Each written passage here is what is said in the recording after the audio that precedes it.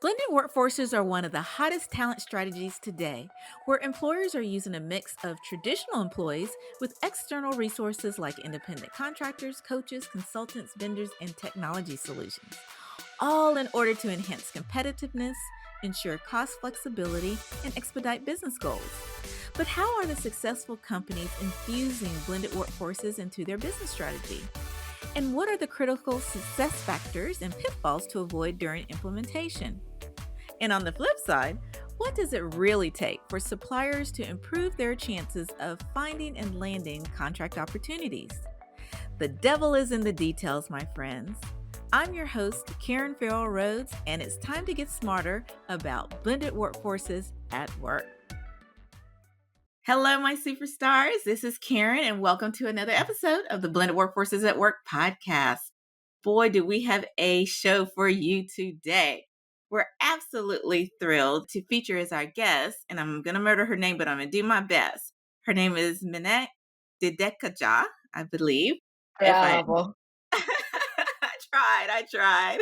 And we are so honored. As you know, we have a lot of global guests, and she is currently based in Turkey. So we'll have a little bit of a global aspect to our podcast episode today. But she is the founder and chief happiness officer at Happy Work Studio. And Happy Work Studio is a firm that empowers companies to build agile workforces and workplaces by adopting strategies such as remote work, culture redesign, and employee well-being.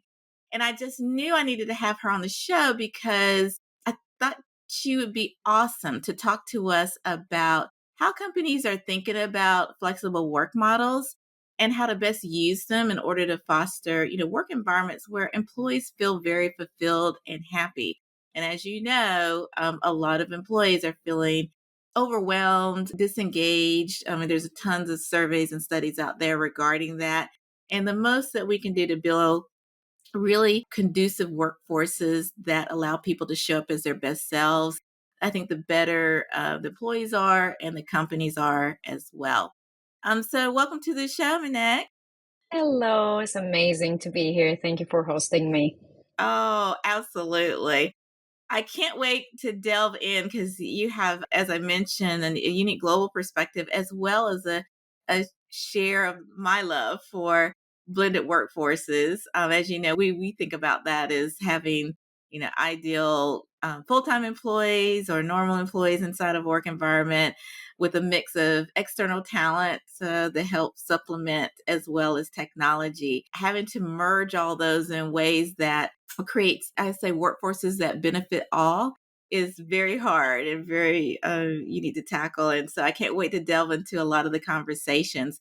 But before we do so, we always love to learn just a little bit about our guests. So for just as much as you feel comfortable, would you mind giving us a sneak peek into your life outside of work? Sure. I am a mother of two boys. So Ah, I'm living with three men in the house.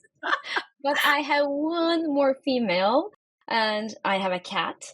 And that was the only condition that I would have another living species at home was like to have a female energy. good for you. And the cat's name? A pom pom. Pom So it's Pom. like, yeah. Oh, And she's so sweet. She's a sweetheart. So I'm spending most of my time with family because like with the kids, you have to just like manage the logistics really well. And yes. also, I'm a social person. I keep socializing. I love spending time with family and also friends. I love going out for dinners, for social gatherings. I'm always like busy with socializing as well. Yeah. And I am running every day, taking walks, usually in the nature, sometimes on the walking path. And I'm also sometimes going in the morning, early morning to rowing. So I love rowing and Oh, also travels. And because of what I do, I keep traveling to events and also do some digital nomadism when the yeah. school is off. So travel is also another passion. I sometimes travel alone, love traveling alone as well. So I'm Yeah. kind of like the a person of balance, like to be alone for some time, like to be in company. So that's pretty much it outside of work. Oh, I love that. I think we share many traits in common. I'm a over the chart extrovert. I love getting energy from people. I love traveling as well. But then I do like every now and then my own me time for a Yeah. downtime, and I also love to walk as well and enjoy nature. So I think we're sisters from different mothers in that regard.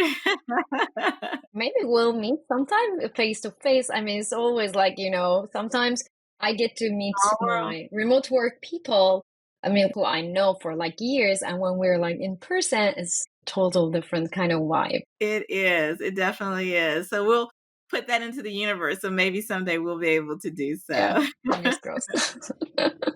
Well, let's start out, if you don't mind, our session today by you sharing a bit more about your work at Happy Work Studio and what you all do and some of the services that you provide. I found this Happy Work Studio back in 2020. So it was during the pandemic.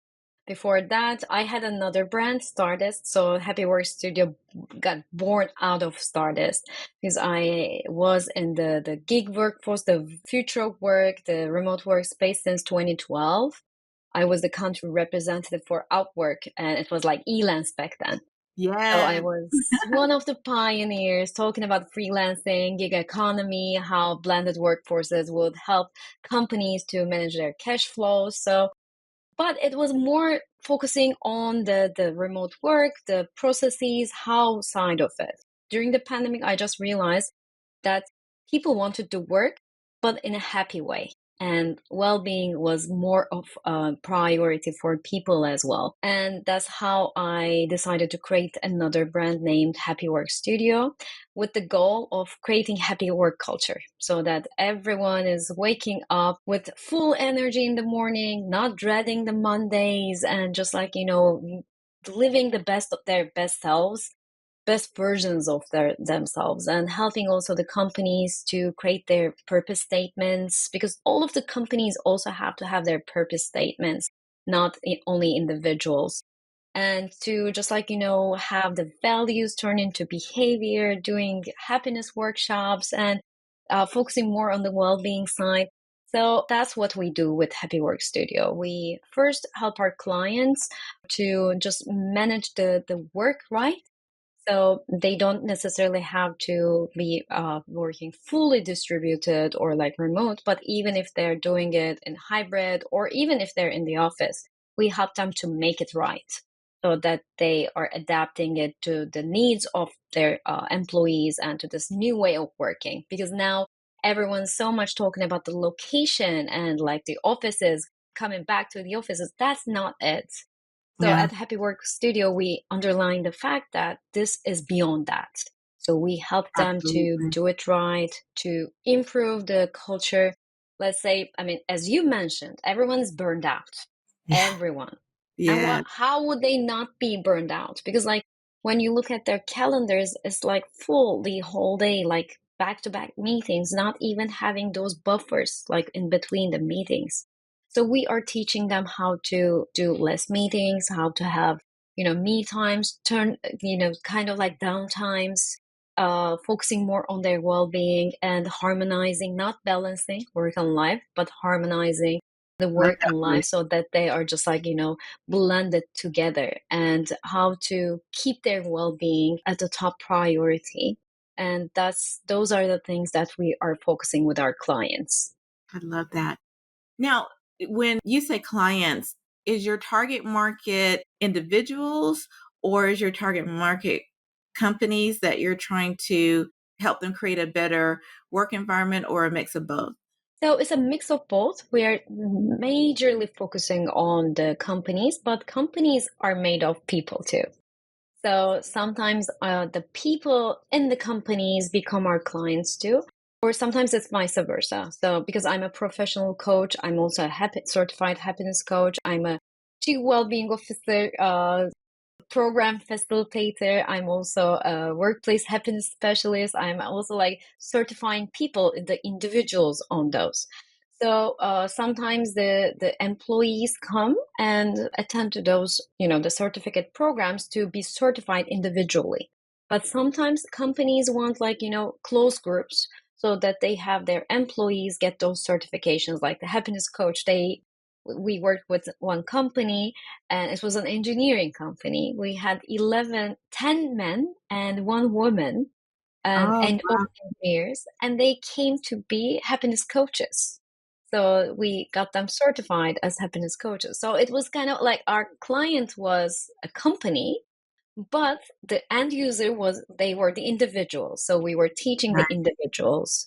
And we're also doing the same for the Workplace Happiness Specialist program. So we can work with companies, or we are just having a select group of people, they come together. And because I'm a coach, I'm also doing personal coaching. Most of my coachees, they are from this C-level or just like, middle managers who want Yeah. to change the course of their life, or who want to find their path, find their purpose, do something that is aligned with their purpose. I love that. And you know what? I did not know you can get certified as a happiness coach. So that was my aha moment for today on this episode. But it is so needed because, I have a human capital firm and we do a lot of work in the culture realm. And as you know, the pandemic knocked most people for a loop. I will be honest and say it didn't not me for a loop because I had mostly in corporate America been in global roles. So I did remote work. I was one of the rare people that did remote work. But then when the pandemic happened, then we had that huge shift. It knocked, the world, those who weren't comfortable for a loop. And so good in a good way. I know they're trying to get a lot of folks back into the office, but it opened up the conversations amongst companies of how is it best to get the work done and what can we do to make a win-win for our employees. So I'm just curious to see if post-pandemic, did you see companies raising the priority, employee well-being, productive and agile workplaces? Were those more of conversations post-pandemic or pre-pandemic in your expertise? So when I was the country representative for Upwork, in my presentations, we were showing people that, this change is coming and it's going to happen.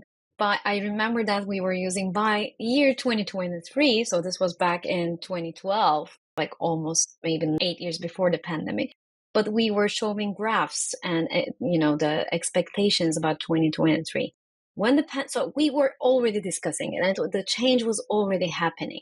But what pandemic did is, and contrary to what everyone's belief is about it, it did not happen because of the pandemic, but it got accelerated. So it happened before the expected time. And that's what the pandemic had effect on.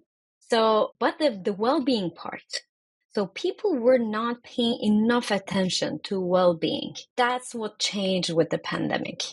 And the reason was because pandemic was like a hard time when we were questioning our priorities in our lives. People all of a sudden realized that there are more things and that are, more important things in life than work. And they realized that, yeah, world can stop.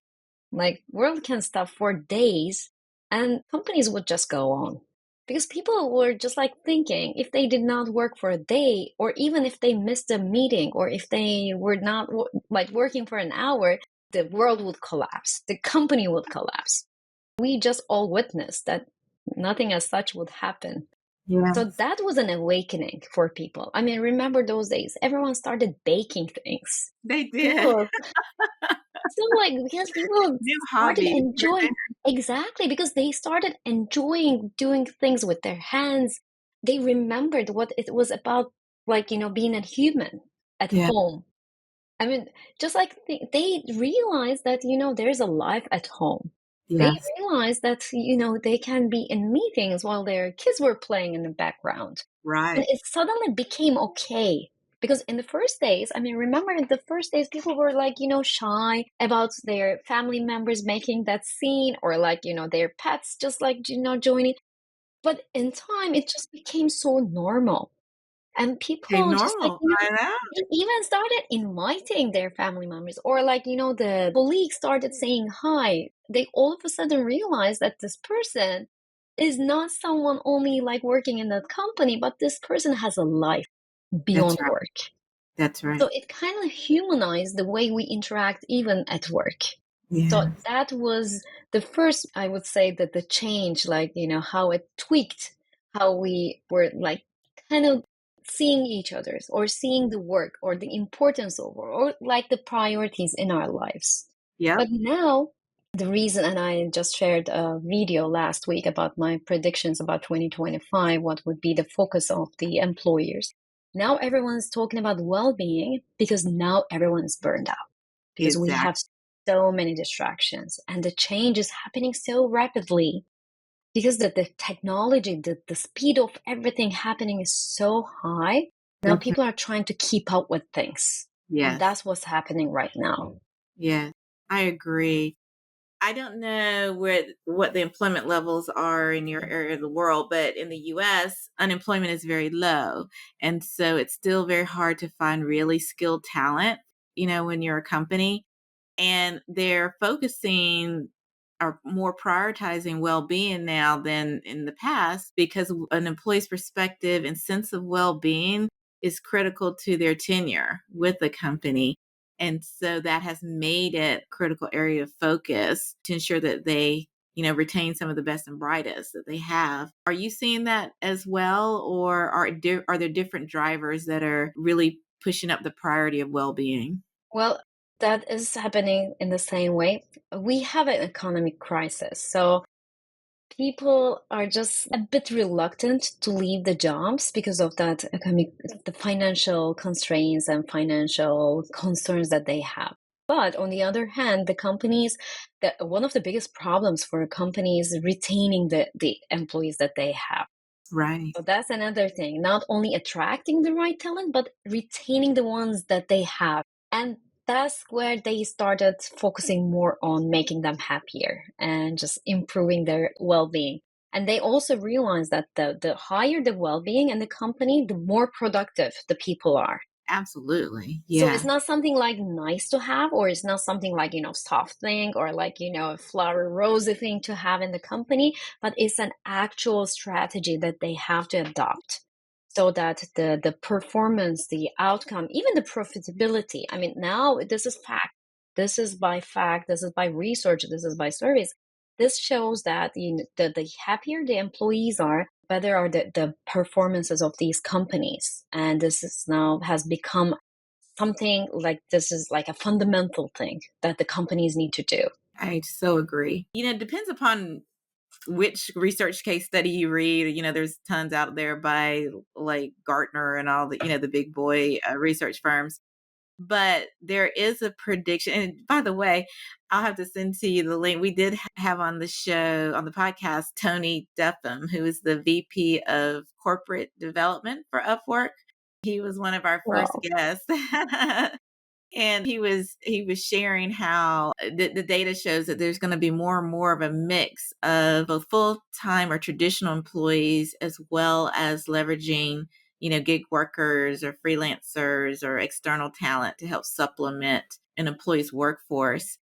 Do you have any perspectives on how a mix of the, internal and external workforces, how that can work best for a culture, or what kinds of things should companies look out for to make sure that there's not tension between the two entities and that they're working collaboratively together?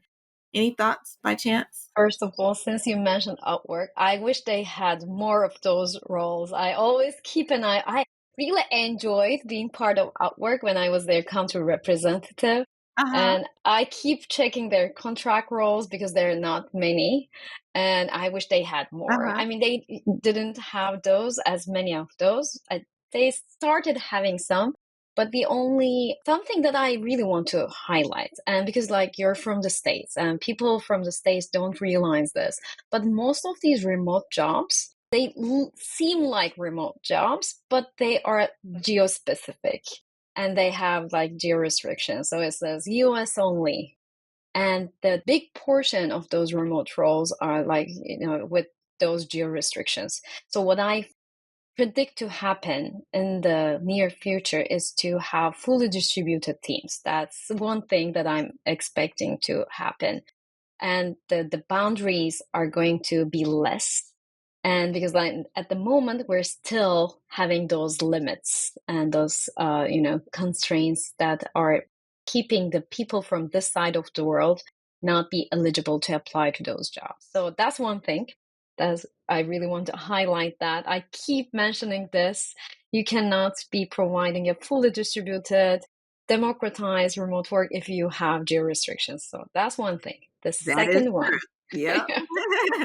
The second one is there's a perfect blend in that structure, as we are also seeing, and this is not only going to happen at mid or entry level, but now we started seeing more fractional roles at the C level. Yes, I see more and more of those. Yeah. And that's an amazing thing because think about it. You have the experience and you still have the energy. I mean, you may not be eligible to apply for a full time C level role, but you have the expertise and you can use that expertise not only for one company, but for several companies. I mean, think about Exactly. the beauty of this. Love So it. much productivity, so much efficiency. And one person's ideas, the capabilities, all that expertise, the background, the know-how is being like this person among all these companies. That's right. This is an amazing thing. I This is make this is like making the expertise more accessible. That's right. And More what I think is people. so amazing about it too is that it also creates cost agility for companies. So they may not have to pay for, a full-time, I'm just making up, Exactly. CFO, which can be, especially one that has, really valuable skills. It's going to cost you a bit to have them Yeah, full-time on your payroll. But this allows you to use them for what they're bringing to the table. And then, because you may not need them full-time, you might can get away for part-time. So you'll have a little bit less cost. And then for them, they get the enjoyment of showing their expertise in different companies and environments and sharing their skills. So exactly. And I for the employee as well, for that C level. I'm also working in fractional roles. Like I'm working for a company, it's a US based company, it's a cloud consultancy company named Vertisant.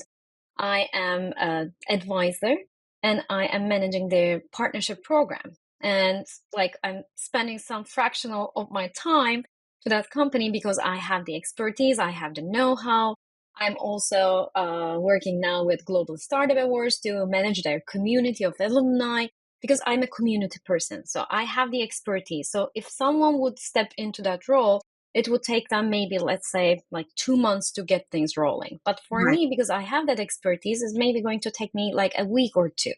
And right, my ideas, like the things that I bring on the table from my expertise, is even going to make things accelerate in the company, going to provide even more to the existing employees. that's And on right. the culture side, it's going to give diversity. So that blended workforce is going to give them flexibility, diversity, as long as they have a concrete culture. So this Yeah, is where culture becomes really important. absolutely. Companies need to draft their culture in a way that is like embracing all of the employees, not only like the employees, but like the contract based ones or like the flexible ones, the fractional ones, freelancers. So that's the importance of crafting that culture and how to just like make sure that everyone is feeling included and just everyone has that the sense of accountability towards being a part of that culture. No, that makes a lot of sense. I can't let you get away from here without talking just a tad more about culture because having done work in that space as well myself, I always try to level set with companies that culture change doesn't happen overnight. It is an ongoing effort. I mean, there's always some things we can do to help infuse things to make things better immediately within a culture, but then it has to be taken to heart by the company and reinforced, and you have to teach what you mean and live what you mean. So I'm curious, because you work in this space, how do you advise companies on continuously improving and evolving their culture and what it takes to do so? So how we see culture is the behavior. So this is how you see if the culture is being lived or not. Right. And sometimes we're working with like big companies where they have been in the space for, let's say, for 40 years, 30 years. And so they have a set of values, but the behavior is not as they wish would like with or aligned with the values. Right. So I would strongly advise that they do pulse checks to understand if the behavior that the company wants to have, the like what kind of behavior you want to be prevalent in the company. What are Right. the do's and don'ts? This is really important because like the values usually, and as you said, like sometimes things written on the wall or like on the website, but Right. they are not living it. There I you mean, go. it is the behavior. I mean, are we really making it right?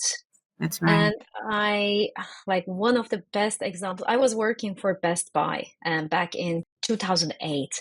And even back then, they had an amazing culture. And every one of us, even the blue shirts, they all knew the values by heart because we had these tag shaped value cards.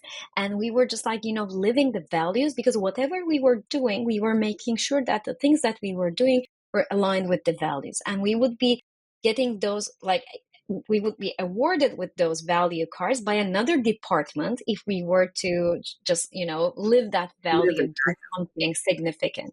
So Love it that. was like a paper, like a cardboard, but that meant a lot. So it is like how we are rewarding people for the things, for the behavior that needs to be prevalent in the company that is aligned with the values. You have to show them what is like the right way in this company. And sometimes with the companies that we work, we create these infographics where we have the behaviors written on it, like what are the do's and what are the don'ts. Right. And we sometimes even introduce nudges where they are just like giving those nudges to people when they are not living the behavior, just like, maybe tapping on the shoulder.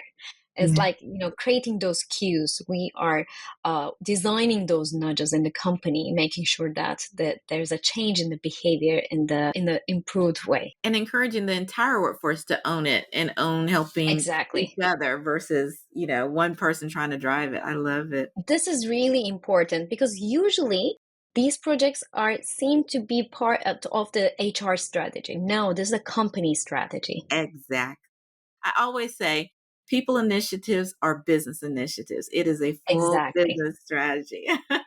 Well, my 100%. goodness. I just looked up at the time. Boy, I cannot believe I could talk to you for about 5 more hours. I mean, literally. Same here. Oh, geez. But before we wrap up, we'd love to ask you our signature question. And as you know, I wrote a book on leadership execution and tactics that leaders at all levels should do to make sure that they're successful. And the one that you shared that really resonated with you, it was leading with courageous agility. And for my new listeners out there, courageous agility is all about having the fortitude to take calculated risk and stand up for what you believe in and still move forward, even if the future is uncertain or unclear. So, curious minds want to know, Minette, why did courageous agility really resonate with you? It's defining how I live my life, even like beyond work, because you never know what you're going to wake up to the True, next morning. true. So you have to be agile and you have to take that courage. And because even the next step, as much as you plan for it, is going to happen in the way that is the life is designed for. That's right. So always taking that courage, always being in the action, and just like, being agile. If you're agile, you'll just like, be adapting and you'll be just like surfing over the change, over all the obstacles. And That's right. I like that analogy of surfing because it's so liberating and it's just like making things more easier and effortless. That's right. And even if you, in the surfing terms, even if you crash, you pick yourself up and you keep going, and you get your rhythm back again and get to the end and Exactly. be successful. Wonderful. Well, thank you so much for sharing. Well, we do appreciate the gift of your time on the podcast. We are going to, of course, have all information about your bio and links to where to find you in our show notes. But we love to give you airtime to also share as well. So, where can people find you in the company to find more information?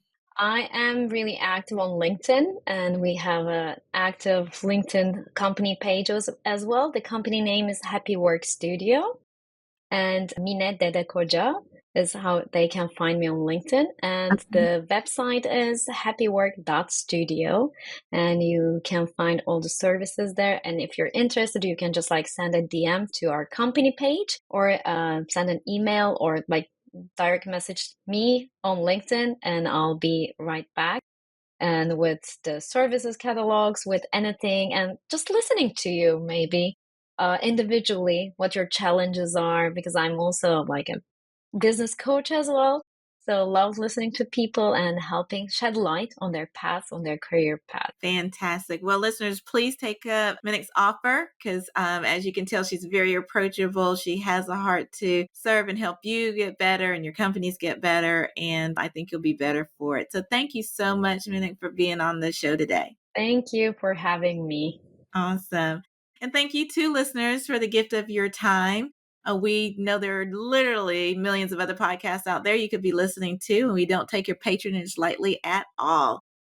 All we ask is that you like or subscribe to our podcast in your favorite podcast platform of choice, and share our podcast with just one friend, because by doing so, we can all get smarter about blended workforces at work. Thanks a ton, and see you next week. Well, that's our show for today. Thank you again for listening to the Blended Workforces at Work podcast. You can check out the show notes, additional episodes, bonus resources, and also submit guest recommendations on our website at blendedworkforcesatwork.com. You can also follow me on Twitter, LinkedIn, Instagram, or YouTube by searching for the name Karen Rhodes, with Karen being spelled Karan. And if you like the show, the greatest gift you can give would be to subscribe and leave a rating on your favorite podcast platform of choice. This podcast has been a production of Shockingly Different Leadership, a global consultancy which helps organizations execute their people, talent development, and organizational effectiveness initiatives on an on-demand, contract, fractional, or project basis. Huge thanks to the SDL production and editing team for a job well done. Bye for now.